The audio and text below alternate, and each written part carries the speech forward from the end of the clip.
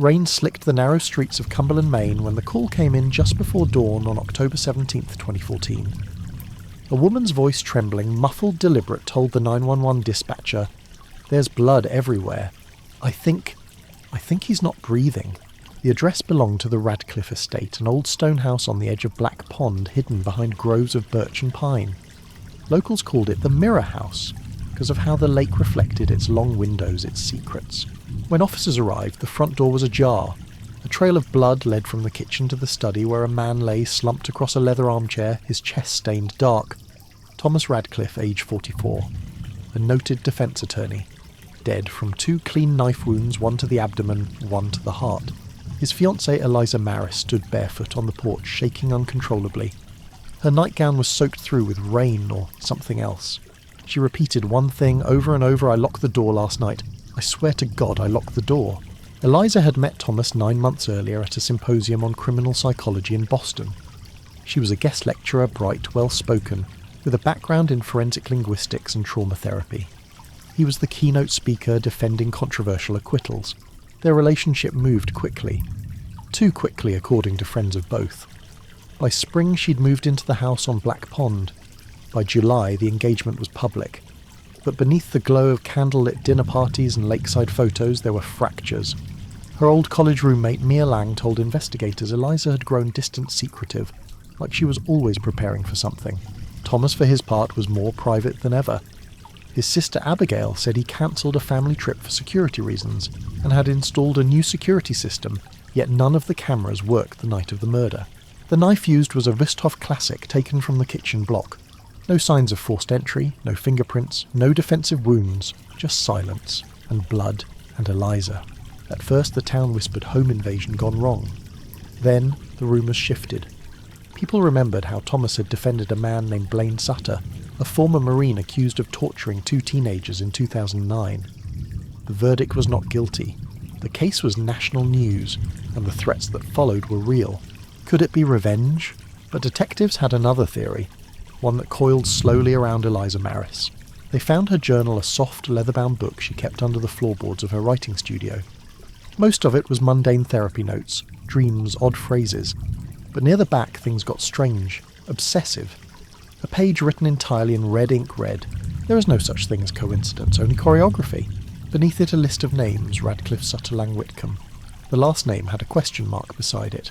No one knew who Whitcomb was. Detective Elise Garrow led the investigation.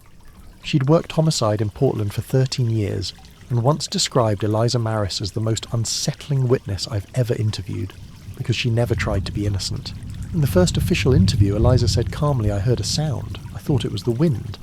But then I saw the reflection on the glass. Someone was behind me. I ran to the study. He was already down. I didn't see who did it.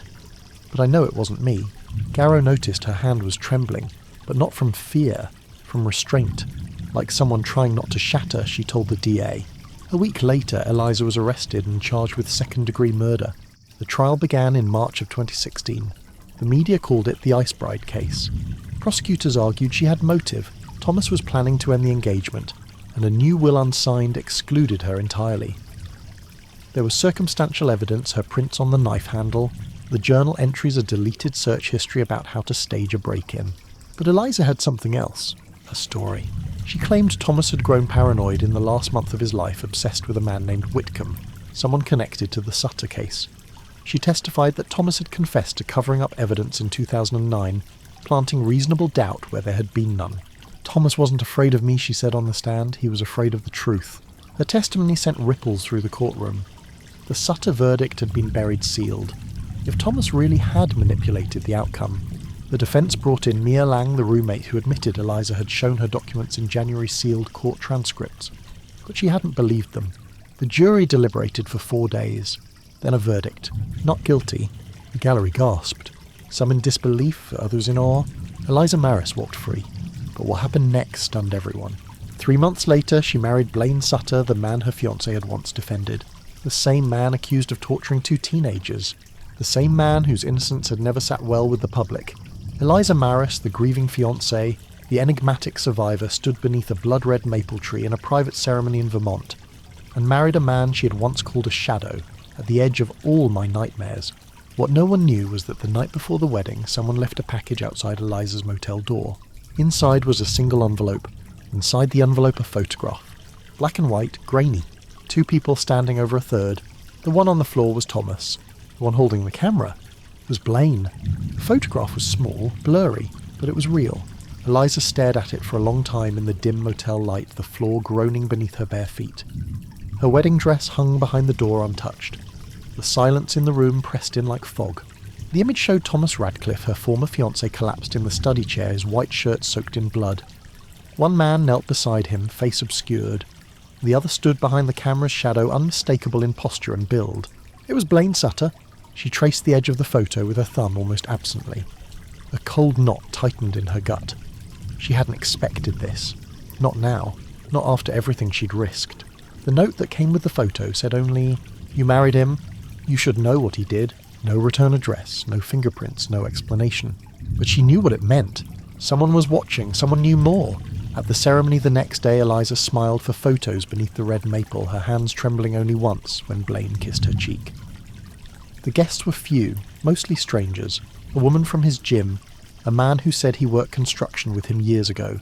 No family, no press. After the cake was cut, she slipped away to the bathroom, locked the door and stared into the mirror. She didn't know what terrified her more, that the photograph was real, or that she already suspected it might be. Back in Cumberland, Detective Elise Garrow received a package of her own. It arrived through internal mail, no return sender, inside a copy of the same photograph. Garrow narrowed her eyes. It was grainy, possibly doctored, but something gnawed at her. In the corner of the frame near the edge of the study door was a shadow, a woman's outline, watching. She ran it through software-enhanced contrast. The silhouette was thin, small, hair tied back. Eliza, or someone else. She pulled the old case file from her desk. Page 172, scene log, time of death, initial suspects. One name caught her attention, Margot Whitcomb. Unverified, no follow-up. She muttered aloud, "Who the hell are you?" 3 weeks into Eliza's marriage, something changed in Blaine. He grew quiet, possessive, insisted they move into a remote cabin in western Vermont, said the city was no good for healing. He deleted her social media. He took her phone at night. At first she tolerated it, thought it was trauma paranoia. But one night she woke at 3:12 a.m. to find him standing in the doorway just watching her. In the morning he said he had no memory of it. She didn't believe him. Eliza returned to the photograph again and again. She scanned it, blew it up, printed it in sections. There in the grainy left corner, a partial reflection in the window, just a flash, but something about the face struck her. It wasn't hers. The woman in the reflection was older, hollow-eyed, watching everything, and she recognized her. Barely. From a hallway, a hearing, the Sutter trial. Margot Whitcomb, the final name in her journal. The one with a question mark. It took days to find her. Margot had vanished from the legal world after 2010, retreating into some obscure academic corner in upstate New York. No social presence, no publications, nothing public. She was listed as retired faculty on a SUNY website, but no one could confirm if she still lived there. Eliza drove north on a grey October morning, her hands aching on the wheel. The trees were bone bare now, the radio off, only the sound of a wind scraping along the car frame. She found the address near an abandoned dairy farm, a rusted mailbox, a house that looked like it had been asleep for years. She knocked twice. No answer. On the third try the door creaked open, and there stood Margot Whitcomb, frail, spectral, but unmistakable. Her first words weren't a greeting. They were a warning. "You married the devil. Now you need to bury him." Eliza sat stiff-backed in the cold living room. Dust floated like ash in the weak sunlight. Margot spoke slowly but with clarity. She had once been a legal assistant in the Sutter defense team quietly hired by Thomas Radcliffe. She never believed in Blaine's innocence. There were missing documents, she said. A lab report that vanished. Evidence substitution. Someone buried testimony. Eliza asked why she hadn't come forward. Margot laughed a dry bitter. "Because I did. Once. I received photos of my niece playing in her yard. Notes saying she'd fall off her bike soon. She didn't own a bike." Her voice faltered. "They make you a ghost. Then they pretend you never existed." Eliza opened her bag and laid the photograph on the table. Margot's hands trembled as she touched it. She pointed. "That's me. I was in the house that night. I wasn't supposed to be. I was retrieving files, and I saw Blaine and Thomas." Her voice dropped. They weren't fighting. Eliza leaned in. Then what were they doing? Margot didn't answer right away. She reached into a drawer and pulled out a battered cassette recorder. She clicked it on. A hiss of static, then Thomas's voice. "I told you I'll bury it. I'll bury her. But if you ever come near Eliza again, I'll make sure your war crimes aren't just whispers." Eliza froze. The tape crackled, Blaine's voice next.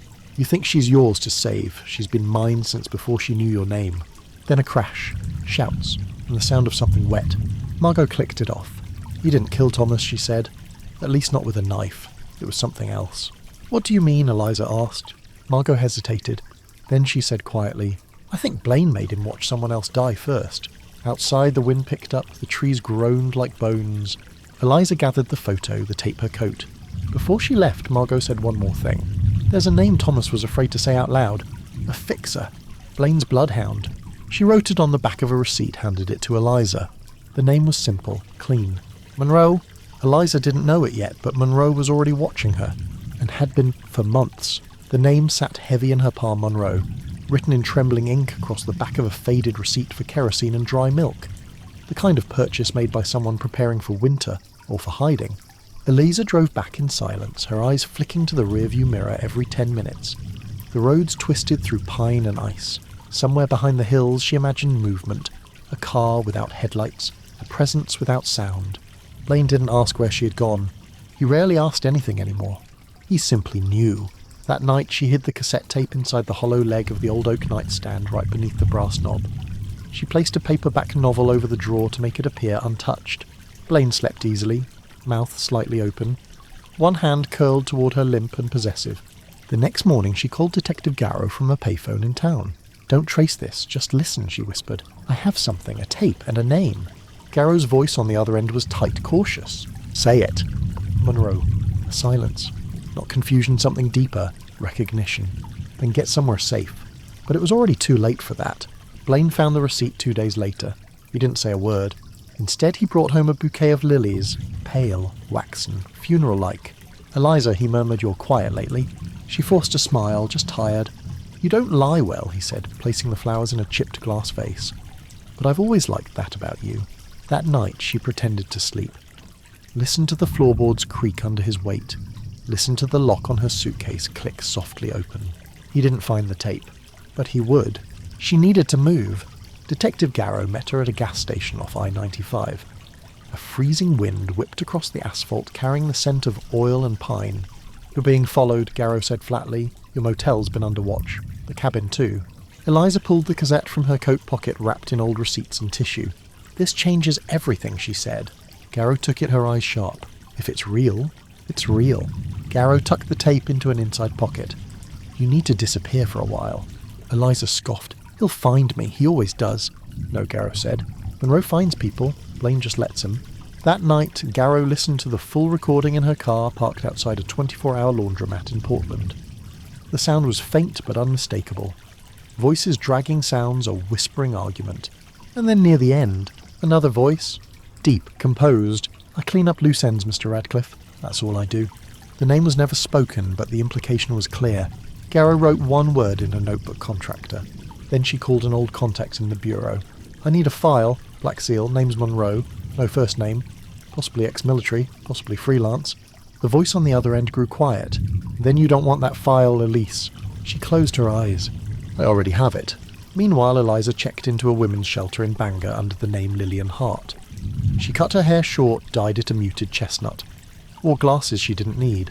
Every step felt like preparing for war. A war with no sides, just hunters and prey. She barely slept. When she did, she dreamed of the photograph, but this time there were 3 shadows. One standing behind Thomas, one holding the knife, and one watching. Monroe. In the early morning, a woman named Jenna, another resident of the shelter, tapped Eliza on the shoulder as she sat with her coffee. "You have a visitor," she whispered. Eliza froze. "Did he give a name?" "No, just said he was your brother." She stepped to the window, peered out between the blinds. A man in a dark wool coat stood beside a silver sedan, sunglasses, perfectly still like a statue. She'd never seen him before, but she knew. Monroe. She didn't leave through the front. She ran through the side kitchen down the alley behind the shelter, cutting through dumpsters and loose chain-link fences. She didn't stop until she hit the next block. Behind her, no footsteps, no chase, just stillness, as if he'd only wanted to be seen. Later that night, Garrow called. They confirmed it. His name is Monroe. No first, no Dob. Off-grid since as a wait. Rumoured connections to private military contractors, asset disposal, witness suppression. Eliza said nothing. He's been tied to at least 4 cases that went cold right before trial, all tied to Radcliffe. Eliza swallowed. So what now? Garrow's voice dropped to a whisper. We need to draw him out, him and Blaine. No, Eliza said, we need to end it. The plan was reckless, but it was all they had. Eliza would return to Blaine, pretend to know nothing, pretend to forgive. She would plant a recorder, extract a confession, send it directly to Garrow and her contact. Simple. Except it wasn't. Because when she returned to the cabin the next night, Blaine was waiting at the edge of the woods. Not with anger, with relief. I thought you'd run, he said, voice low, but you came back. She nodded slowly. Of course I came back. He stepped forward, cradled her face in his hands. You're the only one who ever saw me, he whispered. I see you, she said, barely audible.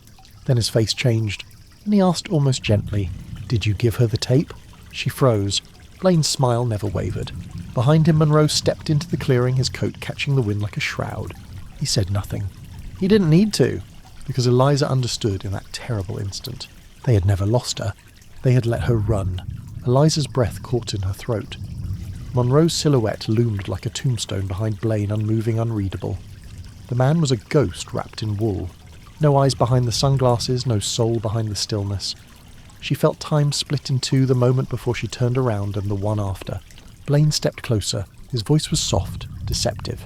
You thought I didn't know about the little reunion in upstate New York? He smiled, tapping her coat pocket. You always were terrible at hiding things. Eliza's hand instinctively moved toward her side. Empty. The recorder she had hidden gone. She hadn't even felt it being taken. That meant Monroe had already been in the cabin. She looked up, meeting Blaine's eyes. And for the first time she didn't see a man. She saw a calculated silence wearing skin. Later she would remember very little about how she got back inside. Just fragments. The sound of the front door latching behind her. Monroe brushing past her like mist. Blaine gently placing her coat on the chair. The absence of rage in the room, just inevitability. I didn't want it to be like this, Blaine said as he poured 2 glasses of wine, but you kept digging. Eliza said nothing, her tongue was lead. He continued swirling the glass, not drinking. Thomas was a chess player, you know, always 10 steps ahead, always manipulating the board. He sat down across from her. Candlelight flickered on his face. He thought I was a weapon. He never understood I was watching him the whole time. Eliza found her voice. Why did you marry me? Blaine's smile faded for a breath, then returned slow and cruel. Because he loved you. That night Eliza waited until Blaine fell asleep in the den, whiskey dulling his nerves. She could hear his breath steady deep. The house creaked with wind and old pipes. She crept to the basement, avoiding the third step, the one that groaned. The tape recorder was gone, but she had something else. A backup cassette, a blank one, and the cassette player. She placed the new tape inside, hit record, then climbed back up the stairs. At dawn she stood outside, arms crossed, breath visible. Monroe stood beside the porch, silent as a statue. I have nothing left, she said. He turned to her slowly. His voice when it came was as smooth and empty as glass. Everyone has something left, that's what makes them useful. She stared at him. What did he give you? Monroe adjusted his coat. A life with no evidence. Did you kill Thomas? No, Monroe replied. But I was there to clean what remained. Eliza stepped forward. And the teenagers in the Sutter case. Monroe's head tilted slightly. I don't answer questions from people already marked. That night she played the long game. Dinner, wine, a touch on Blaine's hand, she let him believe. I want to know you again, she said. The real you. He studied her for a long time, then nodded. I want that too. 3 nights passed. Eliza kept the second recorder running hidden beneath the radiator. Garrow had taught her the trick tape over the blinking red light muffle the motor hum. She listened later alone as Blaine mumbled to himself in the den. I told her not to go to Whitcomb. She never listens, just like he didn't. He shifted in his seat, then more softly. I should have used the cabin in Massachusetts. Easier to bury things in the snow. Pause. She loved him, though. That's what made it so easy. Click. Eliza labelled the tape with a single word, confession. She mailed it the next day from a post office 2 towns over, addressed to Elise Garrow's home wrapped in a child's birthday card. No one would look twice at a cartoon balloon. She hoped. She had one shot. That night Blaine returned late. His coat was wet. No explanation. Eliza, he said gently, do you trust me again? She nodded. He reached into his pocket, pulled out a key to our new house. I bought it yesterday. Where? He smiled. Walcott, Vermont, middle of nowhere, clean air, no memories. She forced her lips to part in something resembling a smile. Inside, her heart dropped, because Walcott was where Thomas once kept a hunting cabin, and where the bodies of the teenagers from the 2009 case were rumoured to have been dumped. She went along with it. Packed. Smiled. Kissed him. Waited. Meanwhile, in Portland, Garrow received the tape. She played it 3 times before copying it to 3 encrypted drives. Then she called in a favour from someone in DC. "We have enough to reopen the Sutter case," she said, "but there's a problem." "What?" "He's moving her. Out of state, possibly off the grid." "You think she's in danger?" Garrow stared out her window. "I think she's going to kill him first." Eliza sat beside Blaine as the car cut through rural roads toward Walcott. Snow had started to fall again early for the season. The sky hung low, grey and heavy. "Did you ever love him?" he asked, eyes never leaving the road. She hesitated. "Then I think I wanted to." He laughed. "I asked if you did." She turned to him and whispered. "He never made me feel small." Blaine's grip tightened on the wheel. The silence stretched for miles. They reached the new house just after dark. 2 stories, no neighbours. Inside, the room smelled of sawdust and new paint. He showed her the basement. "I had it soundproofed," he said. She stared at him. "Why?" He smiled. "For privacy." That night, Eliza woke to the sound of footsteps. She sat up. But Blaine wasn't in bed. She crept to the top of the stairs. The basement door was open. Light spilled up from below. She moved silently barefoot. Each step a countdown. At the bottom, she found him crouched beside a sealed wooden crate. He didn't hear her at first, but when he did, when he turned, she saw it. Atop, a pair of gloves, and something else. A small object gleaming in his hand. Thomas's watch. The one he'd been buried with. Blaine looked up and smiled. "I knew you'd come down." Eliza didn't move. Not an inch. The basement light above flickered faintly, buzzing like an old wasp nest. Blaine crouched next to the crate, one gloved hand still holding Thomas's watch.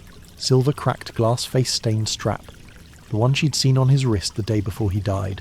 The one she thought was still buried with him. "Where did you get that?" she asked quietly, her voice flat as snow. Blaine stood up slowly. He wasn't smiling anymore. "I dug it up," he said. "The dead don't miss things." He dropped the watch into his pocket like it was trash, then casually reached for the tarp. Eliza's eyes darted to the rest of the basement, concrete walls, plastic-wrapped insulation, no visible exits. Only a narrow utility window in the far corner. Too high, too small. "I want to show you something," he said. Then he pulled the tarp back. She expected blood. She expected bone. What she saw was worse. Files. Stacks of them. Case files, court documents, photos, victim statements, audio recordings. All from cases where Thomas Radcliffe had served as defence. Blaine flipped through them like old yearbooks. He was humming now, something tuneless, off-kilter. "They always said Thomas had a gift," he murmured. "Truth is, he had a vault. He kept records on everyone, not just clients, judges, prosecutors, you." Eliza flinched. He pulled a photo from one of the files, her from 2011, crying outside a courthouse in Boston. "I watched you back then," Blaine said. "Even before Thomas did. I knew what you were." Eliza didn't answer. Her hand was behind her back fingertips, brushing a loose pipe along the wall. "And what's that?" she whispered. Blaine turned. "A mirror," he said. "You reflect whatever's in front of you. That's what made you so useful." She took the pipe, swung it. Hard. He staggered back, but not far. It hit his shoulder, not his head. He grunted, caught her wrist, shoved her backwards. Her spine hit the wall air, driven from her lungs. His eyes weren't enraged. They were disappointed. "I let you come down here," he said. "I wanted you to see. I trusted you." He stepped forward. That's when the basement door slammed. Footsteps heavy fast above. Blaine froze. Then the sound of boots descending the stairs. Not police. Not Garrow. "Monroe?" Eliza saw his silhouette before anything else. Same black coat, same sunglasses, same impossible stillness. He stood just inside the doorway saying nothing. Then Blaine spoke low and confused. "I didn't call you." Monroe didn't answer. Instead, he walked to the crate, looked down at the files, picked up one labelled Case 127 People v. DeCormick. Thomas kept everything he said softly. "I thought you burned this." "I was going to," Blaine replied. "But you didn't." Eliza, still pinned against the wall, watched in silence. Then Monroe turned his head slightly. Not to Blaine. To her. "Eliza," he said, "do you want him to die?" The room collapsed into stillness. She looked from Monroe to Blaine. Blaine wasn't moving anymore. His hand hovered near the pocket with the watch. She said nothing. Monroe waited. "Then if you don't answer, I'll choose for you." Blaine took a step forward, alarm in his voice now. "She's not part of this." But Monroe ignored him. "Lisa." She met his gaze, or where his eyes should be, and said, "Yes, it happened fast." Monroe turned, pulled something from his coat. Eliza thought it was a gun. It wasn't. It was a syringe. He stepped forward, slammed Blaine into the wall, jabbed it into his neck. Blaine convulsed once, then dropped to his knees. Eyes open, chest rising and falling, but unmoving. Eliza stared horrified. "What did you do to him?" Monroe wiped the needle with a cloth. "Neuromuscular blocker. Paralyzes. Doesn't kill." "Why?" He paused, then looked at her with something she couldn't name. "You wanted him to die," he said, "but you didn't want to be the one who did it." She backed away, her knees buckled. "I didn't ask you to." "Yes, he cut in, you did." They left him there. Monroe locked the basement, gave Eliza the key. "You can choose what happens next. Call the police, burn it down, tell the world." She shook her head. "What do you want?" "I want loose ends tied." Then for the first time Monroe handed her something. An envelope. Inside 5 photographs. All of her. From the past 3 months. Sleeping, walking, crying in the bathroom mirror. "Why?" she asked. "To remind you," he said, "you were never alone." Then he left. The next morning Eliza called Garrow. "I have the files," she said. "All of them. And Blaine." Garrow's voice cracked. "Are you safe?" Eliza didn't answer. "Then come alone." By the time Garrow arrived, the house was quiet. The basement door stood open. Inside, Blaine still sat against the wall, eyes wide. The files were stacked neatly beside him. And Eliza, gone. No note, no trace. Just the watch, placed gently on top of the crate, and a single line written on the wall in black ink. "Truth doesn't bleed, but it remembers." Back in Portland, Garrow opened file 227. Inside was a grainy photograph. A teenage girl, rope burns on her wrists. A blurry figure in the background, face turned toward the camera. Blaine. Next to him, another man, Monroe, younger, clean-shaven, smiling. The photo burned in Elise Garrow's mind. She couldn't stop staring. Not just because it placed Monroe at the scene of a crime he had never been accused of, but because of the way he looked. Relaxed, hands in his pockets. A slight crooked smile like he was waiting for someone to say cheese. The girl in the photo had no name attached. Just a date scrawled in red marker on the back, 3/12/2009. Garrow called the bureau contact again. This time she didn't ask for permission. "I need Monroe's full file, every sealed up, every unofficial redaction." A pause. "Then are you sitting down?" Back at the cabin, forensics confirmed everything Eliza had said. The file's authentic. The voice on the original cassette, Thomas Radcliffe, implicating both himself and Blaine Sutter in evidence tampering and witness manipulation. The watch proven to be the same one Thomas was wearing in the last known photo of him alive. And Blaine. He wasn't talking. Whatever Monroe injected him with had worn off by the time Garrow arrived.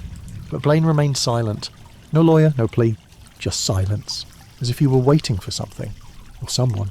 The media exploded. Sutter accomplice turns informant. Secret files uncover years of judicial corruption. Missing widow disappears after exposing husband's crimes. But Eliza Maris was nowhere to be found. No credit card activity. No phone ping. No sightings.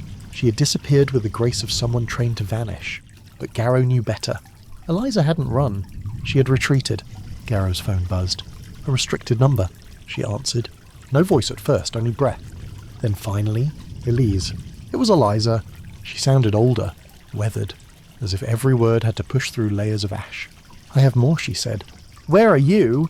"You can't find me, but I'll send you the rest. I just needed to see if the world would care."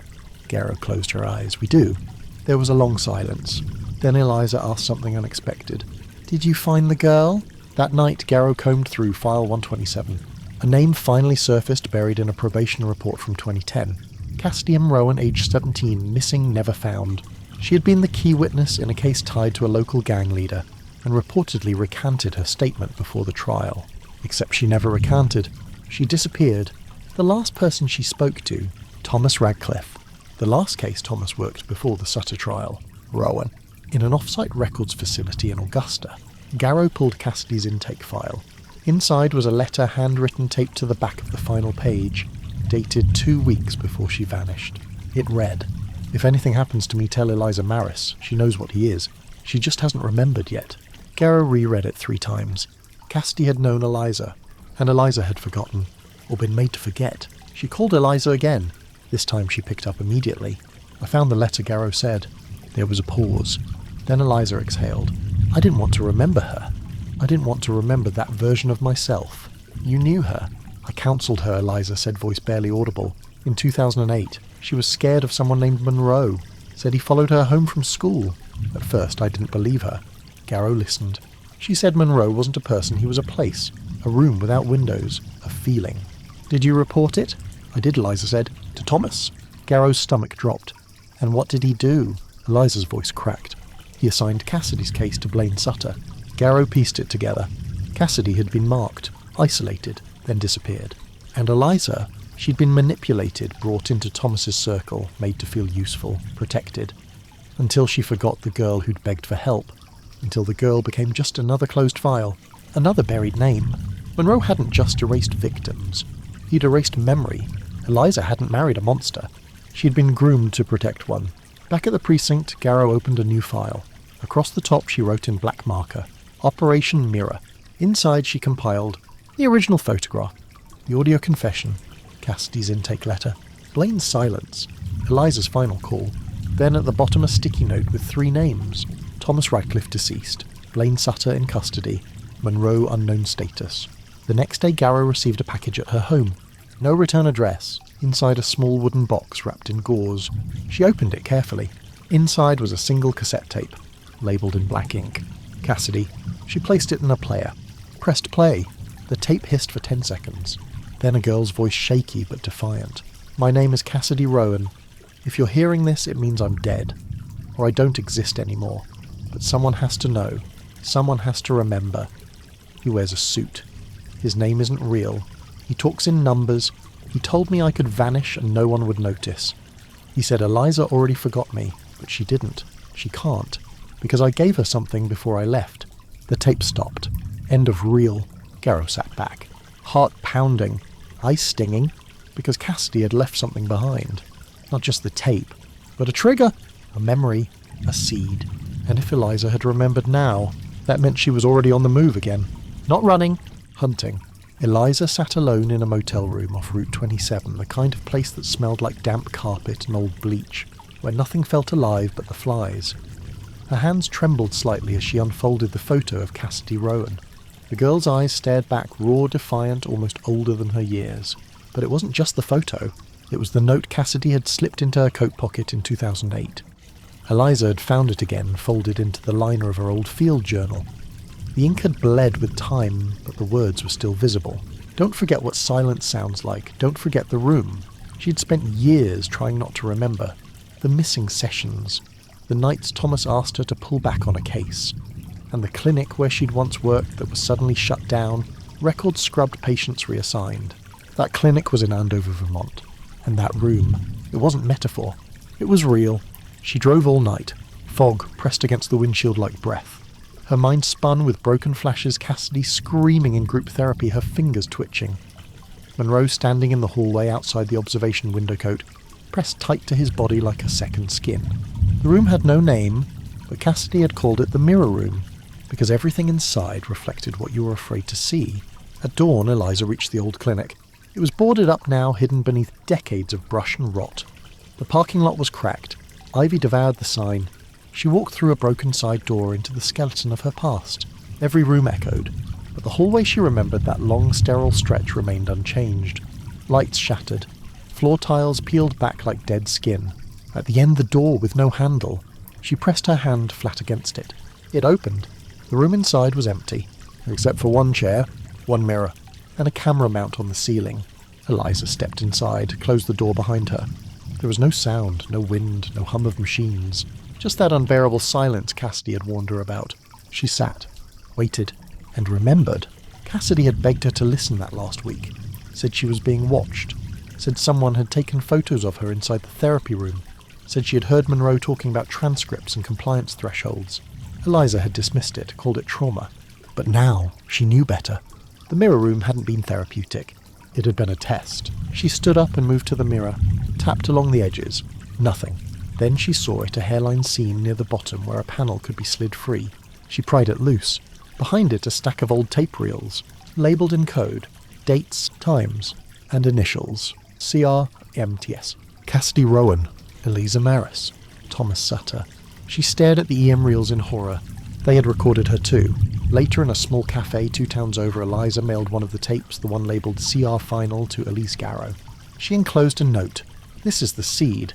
Burn the rest if I don't make it. You'll know what to do." Then she made a call, to a number she'd memorised years ago given to her by Thomas in one of their just-in-case conversations. She dialed. 1 ring, 2. Then a voice-comm male measured. "Go ahead. I want to speak to him," Eliza said. A pause. Then the voice replied, "He's already coming to you." Detective Garrow received the tape at dusk. She played it once in her car outside the station. Cassidy's voice clearer this time, frightened but sharp. "They said I failed the empathy index. They said I scored too high, that I asked too many questions, that I was remembering things I wasn't supposed to. So they locked me in the room and made me watch. Not just videos, real things.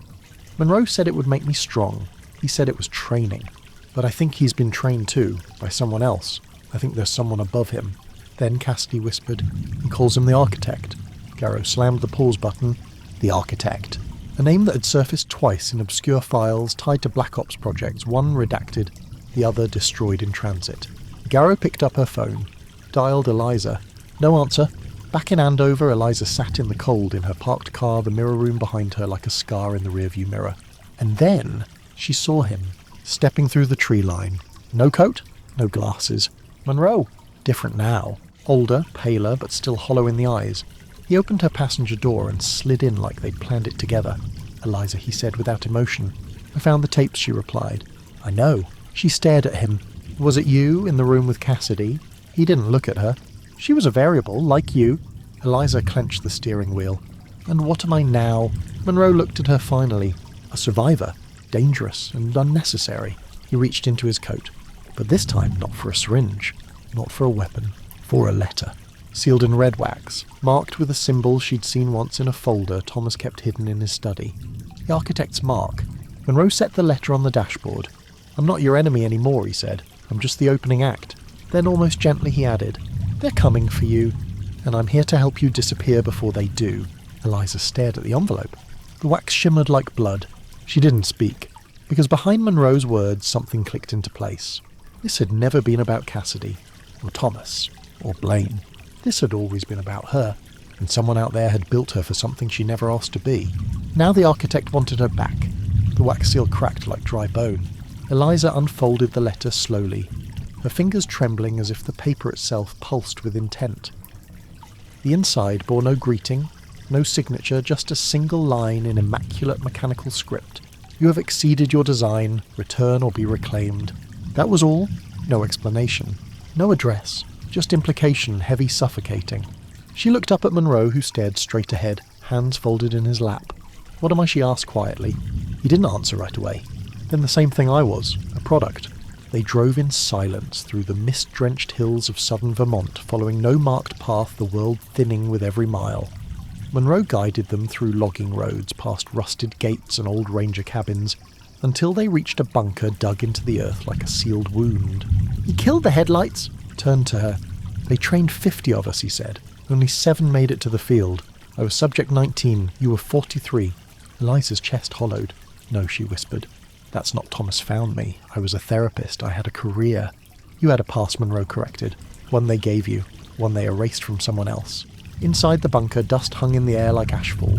The walls were lined with rusted filing cabinets, coded boxes and shattered monitors. A faint blue light flickered from a table in the centre, an ancient CRT screen humming with static. Monroe walked to it, tapped a button beneath the console. The screen bloomed with a frozen image. A young girl, 15, maybe 16. Eyes dark. Eliza's face. But not Eliza. She was subject 43, Monroe said. Original designation Rowan. Cassidy. Eliza staggered back. "No, Cassidy was my patient." "She was you," Monroe said coldly, until they split her. In Portland, Detective Garrow sat across from Blaine Sutter in a high-security interview room. He hadn't spoken in weeks, but now something had changed.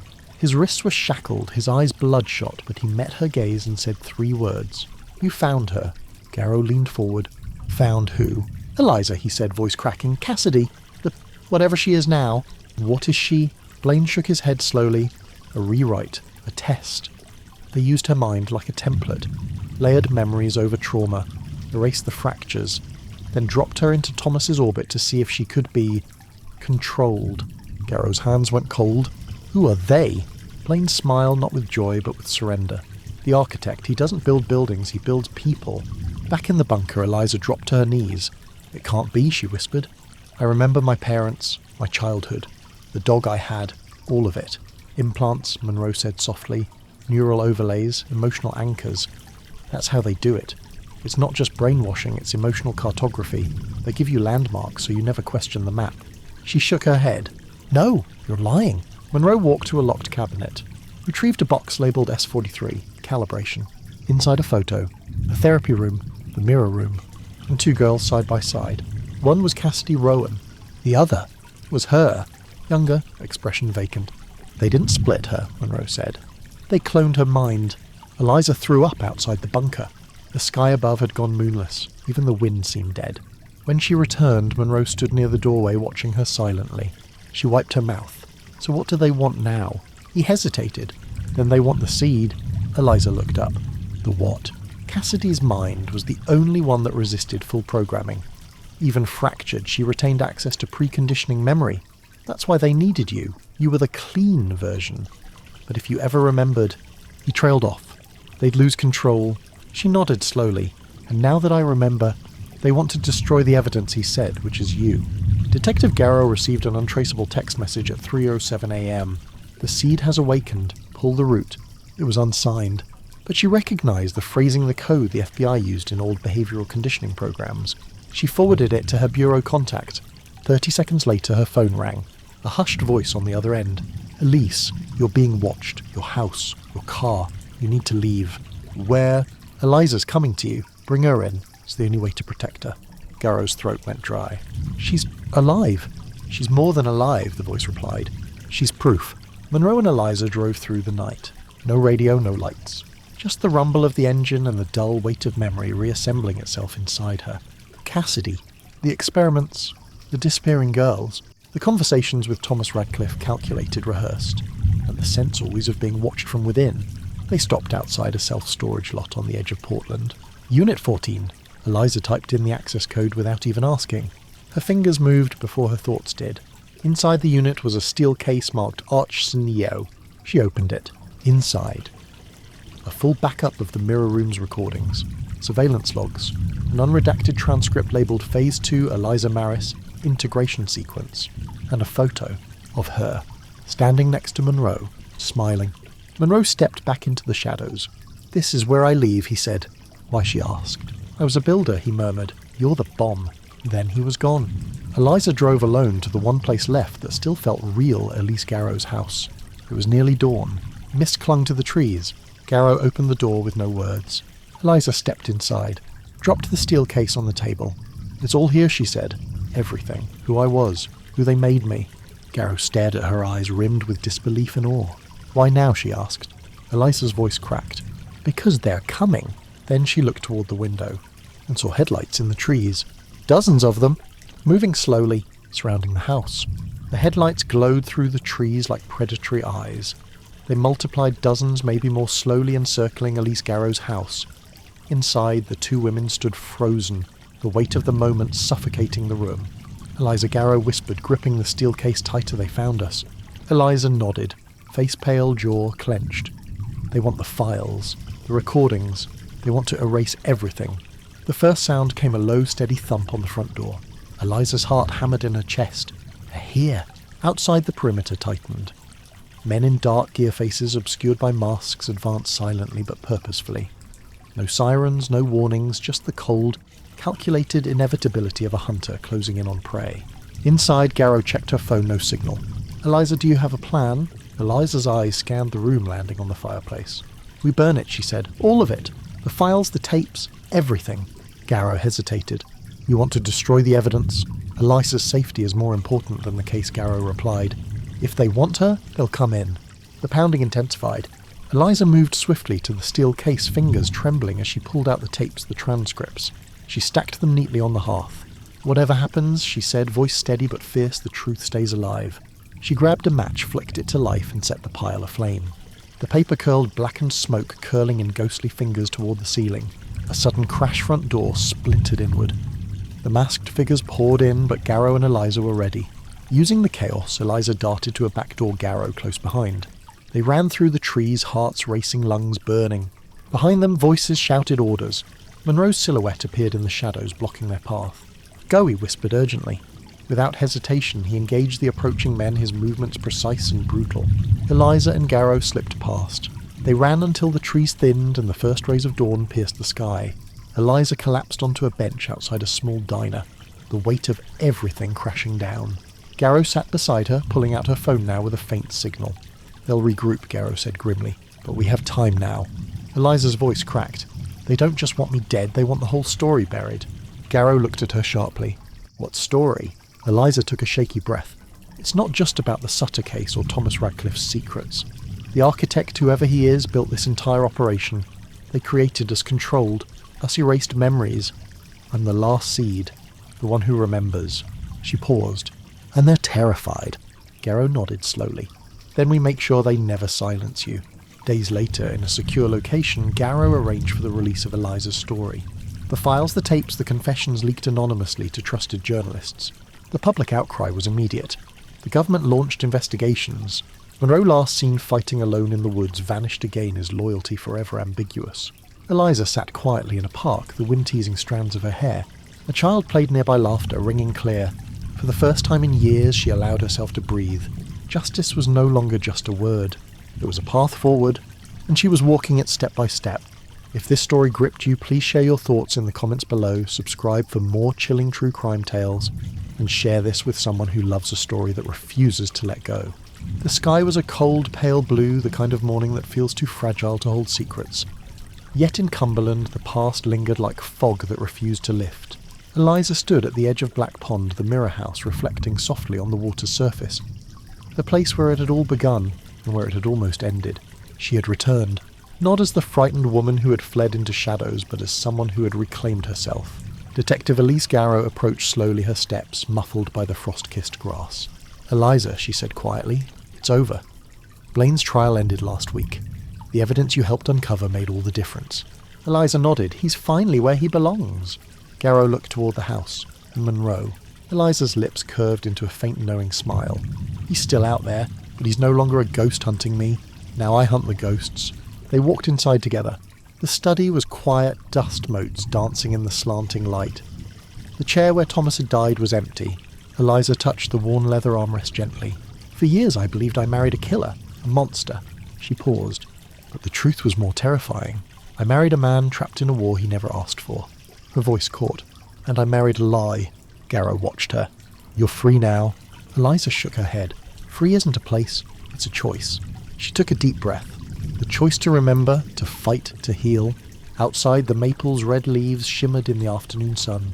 Eliza looked up. "For the first time, I'm not hiding." She smiled softly. "Because I know who I am." Her phone buzzed a message from Garrow. "Case closed, but if you ever need to talk."